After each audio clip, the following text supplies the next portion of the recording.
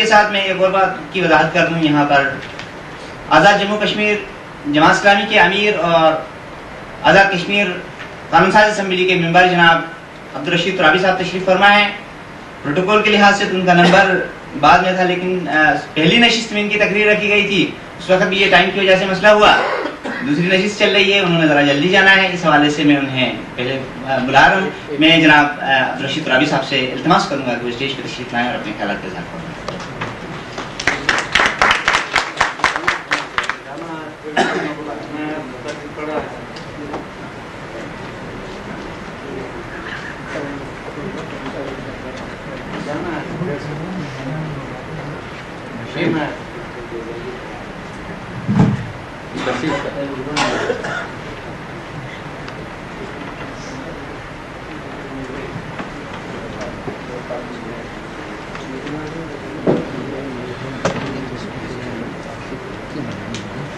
الحمدللہ رب العالمین والصلاة والسلام علی رسول کریم وعلی آلہ وصحبہ اجمعین. بعد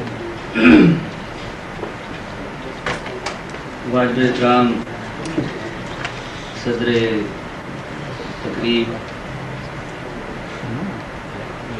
مہمان خصوصی، Kashmir Karakoram journalist and writers forum کی انتظامیہ اور اس کے سربراہ، معزز محترم سامعین اکرام، علماء حضرات، اس نشست میں ہماری ایک محترمہ بہن بھی تشریف فرما ہے. السلام علیکم ورحمۃ اللہ وبرکاتہ.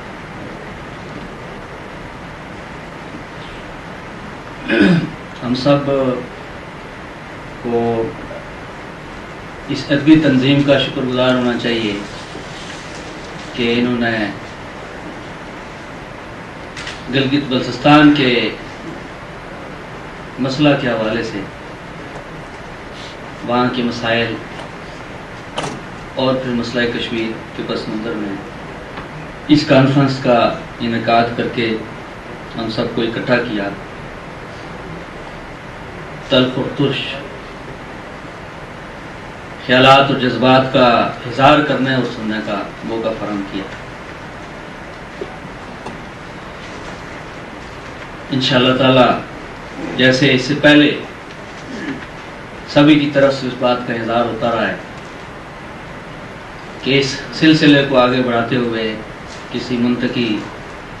انجام تک پہنچائیں گے، اس میں ہم سب نے کردار ادا کیا. تو انشاءاللہ تعالی اس آغاز کا ایک اچھا اور خوشگوار انجام میں ہم دیکھ سکیں گے. جو آج کا موضوع ہے گلگت بلتستان کا مستقبل اور مسئلہ کشمیر، اس حوالے سے بھی یہاں قیمتی آراء آ چکی ہیں، جس کا خلاصہ یہی ہے کہ گلگت بلتستان کے جو مسائل ہیں، یا بجائے خود وہاں پر بنیادی حقوق کا مسئلہ ہے، نمائندگی کا مسئلہ ہے، اس کو حل کیا جائے اور موضوع میں مسئلہ کشمیر کو جوڑ کر وہ اس بات کی اہمیت کو واضح کیا گیا ہے کہ ہم اس انداز سے مسائل کو حل کریں کہ اس سے مسئلہ کشمیر متاثر نہ ہو بلکہ اس کو تقویت ملے. اس پر بھی 3 مختلف ممکنہ آپشنز پر ہمارے ایک فاضل دوست نے نہایت ہی صراحت کے ساتھ اظہار خیال فرمایا ہے کہ پہلا آپشن ہم اختیار کریں تو اس میں ہمارے لیے کیا امکانات اور خدشات ہیں، اور دوسرا کریں اور اس میں کیا ہیں، اور تیسرے ہربلوں پر انہوں نے بات کی ہے. اس بات کا بھی اظہار ہوا ہے، اور کون اس بات سے آگاہ نہیں ہے کہ گلگت بلتستان یا شمالی علاقہ جات کی آزادی کی جدوجہد میں نہایت ہی شاندار کردار شمالی علاقہ جات یا گلگت بلتستان کے ہمارے زعماء اور مجاہدین نے ادا کیا ہے. تو ان میں سے بعض لوگ اللہ کو پیارے ہو چکے ہیں اور بعض اس قافلہ جہاد کے لوگ ابھی بھی موجود ہیں جن سے ایمان افروز اس دور کے واقعات اور اس دور کی مشکلات سننے کا موقع ملتا رہتا ہے، اور تاریخ میں وہ ساری چیزیں درج بھی ہیں۔ ابھی تک وہ بہادر لوگ جنہوں نے مہاراجہ کی فوج کا مقابلہ کیا اور نہایت ہی نہتے انداز میں اس کو وہاں سے مار بگایا، نہ صرف موجودہ علاقہ بس بلکہ اس سے بھی کافی اور وسیع رقبہ انہوں نے اس وقت آزاد کروا لیا تھا۔ بعد میں پھر کن حالات میں واپسی ہوئی ان تفصیلات پہ جانے کی ضرورت نہیں ہے، لیکن اس بہادر مجاہد نسل کی ان کی جو اولاد ہے، ہم ان کی دلیری اور جرأت کے بارے میں کیسے کسی شبہ کا اظہار کر سکتے ہیں؟ یقیناً ان کے جذبات، ان کی دلیری، ان کی جرأت، ان کی استقامت، جس نے ایک تاریخ بنائی ہے، ہم اس کو سلام پیش کرتے ہیں۔ اور آپ اپنے حقوق کے حصول کے لیے کوئی اور طریقہ بھی اختیار کر سکتے تھے، لیکن آپ نے بہت ساری چیزیں ابھی تک برداشت کی، دکھ سکھ آپ نے جھیلے گزشتہ اس 50 سال کے عرصے میں۔ اس کی بنیادی وجہ یہی تھی کہ کسی ایسی کوشش یا کاوش کے نتیجے میں کوئی ایسی کوشش، کوئی ایسی کاوش، ایسی شکل اختیار نہ کر جائے کہ اس سے خود مسئلہ کشمیر متاثر نہ ہو۔ اس لحاظ سے آپ کے ان دکھوں کا تعلق بھی مسئلہ کشمیر سے متعلق رہا، اور اب جو امکانی صورتیں ممکن ہو سکتی ہیں اس مسئلے کو حل کرنے کے حوالے سے، اس کو بھی اس موضوع میں مسئلہ کشمیر سے منسلک کر دیا گیا ہے۔ اس لیے خلاصے کے طور پہ میں عرض کروں گا کہ تجاویز اور ان کی تفصیلات بہت ساری ہیں، لیکن میں یہ عرض کرنا چاہتا ہوں کہ نمائندگی کے حوالے سے اور وہاں پر کوئی سسٹم ہے اس کو اختیار کرنے کے حوالے سے ہمیں بھارت اس بات کو دیکھنا ہوگا کہ ہمیں حقوق بھی ملیں، مقامی سطح پر دکھ تکالیف اور مشکلات میں بھی کمی واقع ہو، لیکن مسئلہ کشمیر بھی متاثر نہ ہو۔ اس بات پر بھی، اس نقطے پر بھی بہت بات ہوئی ہے کہ ابھی تک ہم کیوں اپنے اہداف کو حاصل نہیں کر سکتے۔ مختلف حضرات نے یہاں پر بات کی ہے، میں ان ساری تفصیلات کو دہرانا نہیں چاہتا، لیکن اپنی گفتگو میں ربط پیدا کرنے کے لیے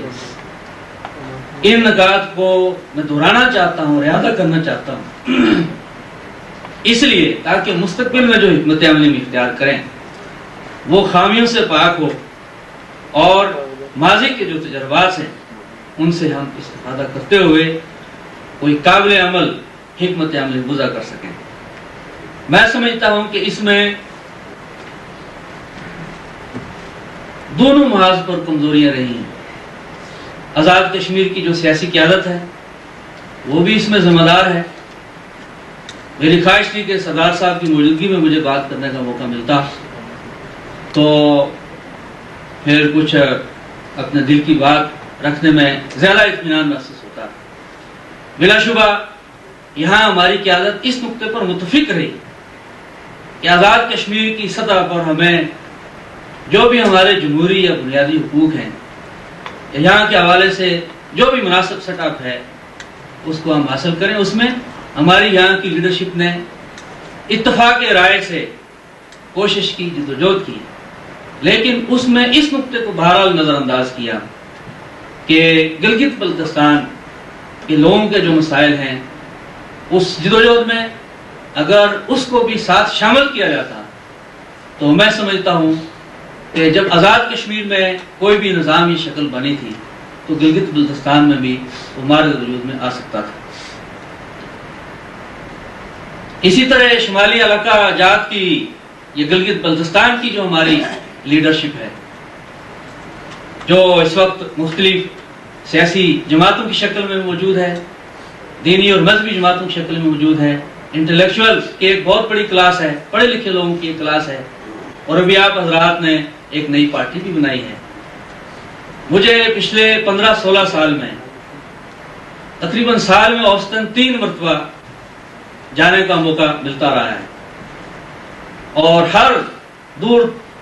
اور قریب کے علاقے میں گیا ہوں، میں نے دیکھا ہے، وہاں کے حالات کا مشاہدہ کیا ہے، اور میں معذرت کے ساتھ آپ کی خدمت میں یہ عرض کرنا چاہتا ہوں کہ ان مسائل کے ذمہ دار آپ خود بھی ہیں۔ جب تک آپ کسی ایک نقطے پر اتفاق رائے نہیں کریں، جب تک کہ آپ کوئی اصولی سٹینڈ نہیں لیں، جب تک کہ اہل سنت یہ دیکھیں گے کہ ہمارا مفاد کس میں ہے، اہل تشیع دیکھیں گے کہ نہیں ہمارا مفاد کس سطح کے اندر ہے، اور بیوروکریسی جو ہماری ان کمزوریوں اور اختلافات سے اس کو فائدہ اٹھانا، اس فن سے اچھی طرح سے واقع ہے، اس کو پھر خلیج وسیع کرنے کا موقع ملتا ہے، اور ان جمیلوں میں جب تک ہم پڑے رہیں گے اس وقت تک آپ مجھ سے لکھوا کے لے لیں کہ ہمیں کوئی حق نہ مل سکتا ہے اور نہ کوئی ہم حق دے گا۔ اس کمزوری کا ازالہ کرنا اپنے محاذ پر ہماری ذمہ داری ہے کہ اس تمام اختلافات سے بالاتر ہو کر کسی ایک نقطے پر ہم اتفاق کریں، اور اس میں جیسے میں کشمیر میں جمعیت کا ناظم تھا، اس کو بڑی تلخیاں بھی تھیں، اور بہت ایک آپ کو صورتحال کا اندازہ ہے، ماشاء اللہ کے قوانین تھے یہاں پر وہاں پر، کم از کم مجھے کسی نے نہیں روکا، نہ اس وقت روکا تھا نہ آج روکا۔ یہ ہماری سیاسی قیادت کی طرف سے میں سمجھتا ہوں کہ لیم ایکسکیوز ہے کہ جی ہمیں وہاں پر جانے کا کسی نے موقع نہیں دیا، اور اس کی وجہ بھی یہی ہے کہ بدقسمتی سے ہماری آزاد کشمیر کی قیادت نے بھی یہ دیکھا ہے کہ جی اگر ہم اکٹھے ہو جاتے ہیں تو اس میں ہمارا جو پارٹیوں کا سکوپ ہے سیٹیں لینے کا وغیرہ، اس میں کیا امکانات باقی رہیں گے۔ اس محدود سوچ کی وجہ سے پھر ہماری وہ قیادت، جو لوگ یہاں پہ اصولی سیاست کرتے ہیں، میں ان کو اس میں ایکسکلوڈ کرتا ہوں، لیکن جو لوگ پاور پالیٹکس میں رہے ہیں انہوں نے شعوری طور پر اس بات کی کوشش نہیں کی کہ وہ کسی نہ کسی طریقے سے اپنا تعلق وہاں پر استوار کریں، یا جو تعلق موجود ہے اس کو بڑھانے کی کوشش کریں، اور اسی کا نتیجہ پھر یہ ہے کہ اس میں ہمیں اپنی پالیسیز اور رویے میں ایک دوہری کیفیت نظر آتی ہے۔ ہمارے برسٹر صاحب، مجھے یاد ہے جب وہ لبریشن لیگ کے صدر تھے یا اپوزیشن میں تھے، تو انہوں نے شمالی علاقہ پر ایک کانفرنس اسی ہوٹل میں منعقد کروائی تھی، ایک کانفرنس ہم نے بھی منعقد کی، اور بھی بہت سارے لوگوں نے کی۔ آج کی اس نشست میں ان کا موجود نہ ہونا، اگر ان کو دعوت نہیں دی گئی تو میں سمجھتا ہوں کہ یہ زیادتی، ان کو بلانا چاہیے تھا، لیکن باوجود دعوت دینے کے اگر وہ نہیں ہے تو یہ میں سمجھتا ہوں کہ ایک پالیسی کا کھلا تضاد ہے۔ اور اسی طرح سے یہاں پہ محترم سردار صاحب بات کر گئے کہ جی بہت سارے مسائل کا حل یہ ہے کہ ہم آپس میں متحد ہو جائیں۔ یہاں مان صاحب موجود ہیں، جنرل صاحب تشریف فرما ہیں، اور جناب جسٹر صاحب یہاں تشریف فرما ہیں۔ 2 برس پہلے ہم سب نے کئی دن کی محنت اور جدوجہد کے بعد ایک مشترکہ کمانڈ کونسل کا تصور، سپریم کونسل کا، کہ بھائی ٹھیک ہے گورنمنٹ نیچے سیٹ اپ جو بھی ہوتا ہے، اوپر ایک پالیسی ساز ایسا ادارہ ہونا چاہیے جس میں سب لوگوں کی رائے شامل، پالیسی بنانے میں سب کا کنٹریبیوشن، اس میں سب کا اتفاق رائے تھا ماسوائے سردار قیوم صاحب۔ آج تو وہ یہ بات فرما رہے ہیں کہ ہمیں متحد ہونا چاہیے، لیکن جب کسی پوزیشن میں تھے اور ہم سب مل کر، بلکہ وہاں پہ ایک مجلس میں انہوں نے فرمایا، صحافیوں نے ایک اسی طرح کی کانفرنس کا انعقاد کروایا وہاں میرپور میں، انصاری صاحب یہاں تشریف فرما، انہیں یاد ہوگا، باقی لوگوں کو، یہ جی آپ اس لیے کر رہے ہیں کہ آپ میری کملی چلانا چاہتے ہیں۔ تو جب لیڈرشپ کی طرف سے یعنی یہ ایک دوہرا سٹینڈرڈ ہوگا تو ایسی صورت میں ہم اپنے نہ چھوٹے مسائل کو حل کر سکتے ہیں نہ بڑے مسائل کو حل کر سکتے ہیں۔ اس لیے اگر ہم اس حوالے سے یکسو ہیں کہ ہم نے اپنے مسائل کو حل کرنا ہے، ٹھیک ہے پاکستان کی گورنمنٹ سے بھی ہم لڑیں گے، بیوروکریسی سے بھی ہم مقابلہ کریں گے، لیکن اس سے پہلے ہماری اپنی صفوں کی جو کمزوریاں ہیں ان کا دور کرنا اور ان کا تدارک کرنا نہایت ہی ضروری ہے،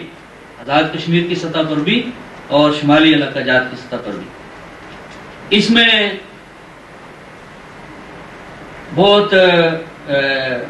عام باتیں میں سمجھتا ہوں کہ سردار صاحب سے بہت سارے امور پر اختلاف رائے ہونے کے باوجود انہوں نے نہایت ہی اچھے انداز میں کنکلوڈ کی۔ ان ساری چیزوں کو میں دہرانا مناسب نہیں سمجھتا، لیکن میں ایک بات عرض کرنا چاہتا ہوں کہ مجھے کم و بیش پاکستان کے ہر علاقے میں جانے کا موقع ملا ہے اور گلگت بلتستان کے بہت سارے علاقوں میں بھی، شاید ہی کوئی علاقہ ایسا ہو، کوئی کونا خدرہ ایسا رہ گیا ہوگا جہاں میں نہیں گیا، لیکن جتنی بڑی ویلیز ہیں، جتنے کے سب ڈویژنل ہیڈ کوارٹرز ہیں، میں سب میں گیا ہوں، اور ریسٹور میں شاید پچھلے 8-10 سال میں امان صاحب سے زیادہ گیا ہوں گا۔ یعنی آپ کہتے ہیں کہ آپ کے حقوق نہیں ہیں، ہم کہتے ہیں کہ ہمارے حقوق نہیں ہیں۔ آپ پاکستان کے بہت سارے علاقوں میں چلے جائیں، آپ وہاں جائیں گے تو آپ کو اپنے اوپر رشک آئے کہ آپ تو بہت خوشحال زندگی بسر کر رہے ہیں۔ اس پاکستان کا وزیر اعظم بلخ شیر مزاری، پتہ نہیں آج وہاں پہ کالج قائم ہو گیا یا نہ ہوا ہو، جب وہ کچھ عرصے کے لیے وزیر اعظم بنے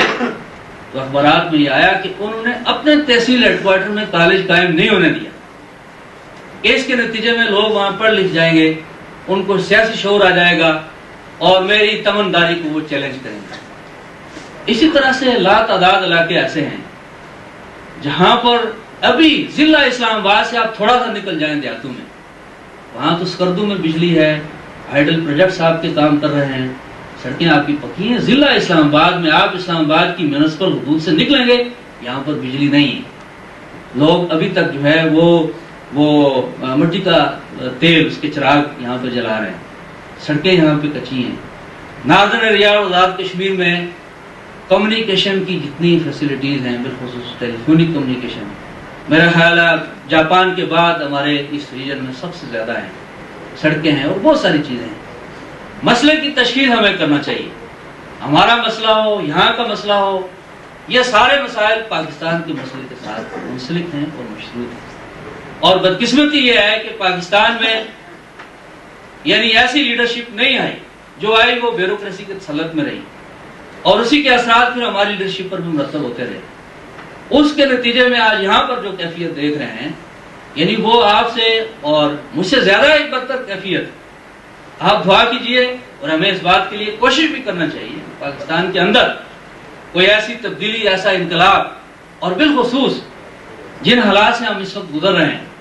تحریک آزادی کشمیر کے پس منظر میں وہاں پر جس انداز سے قربانیاں دی جا چکی ہیں اور جس استقامت کے ساتھ ہماری وہاں کی ملت نے جدوجہد کیا، ہم ان کو خراج عقیدت پیش کرتے ہیں۔ ابھی حالیہ انتخابات میں حریت کانفرنس نے جان ہتھیلی پر رکھ کر ہمارے قائدین نے ایک علاقے میں وہ پہنچے ہیں اور ہندوستان کے ہر ہتھ کنڈے اور وار کو انہوں نے ناکام بنایا ہے۔ بڑی تاریخی بات ہے۔ 25 منٹ ہو گئے جی ہمارے لیے 7 منٹ بس میں ختم کرتا ہوں، میں ختم 16 گھنٹے کے مسافت سے آئے تھے کرکٹ سے میں ختم کرتا